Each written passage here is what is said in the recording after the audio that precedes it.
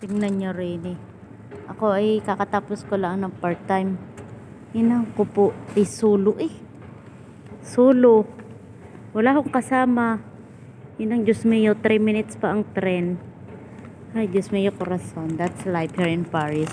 Thank you, Sis Marlet, sa pagbibigay mo sa akin lagi ng tiramisu. No, may bago na naman bigay at may papitsa pa.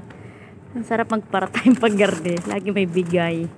Kaya ka laging binibless ni Lord kasi sobrang bait mo sa kapwa. Thank you so much. Ay, buhay, that's life. Thank you Lord again sa panibagong araw. Yan, solo ko ho ang daigdig, ang tahimik. Napakatahimik. 10:30 na ng gabi dito sa Paris, pero ako ay pauwi pa lang ho.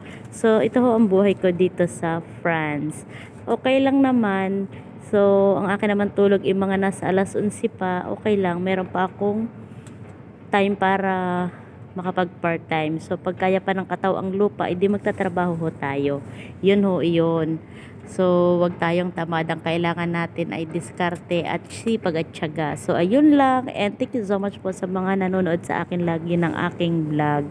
Maraming salamat po sa inyo. Thank you so much, Sis Marlet, sa masarap na pizza at tiramisu. At may bago pa. Nakalimutan ko ang tawag doon. So, thank you.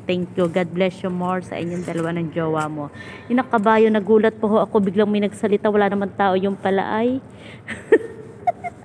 tinatakot ko lang ang sarili ko. So, 1 minuto na lang dadating na ang tren. Yan lang. Bye-bye. God bless you po sa atin lahat.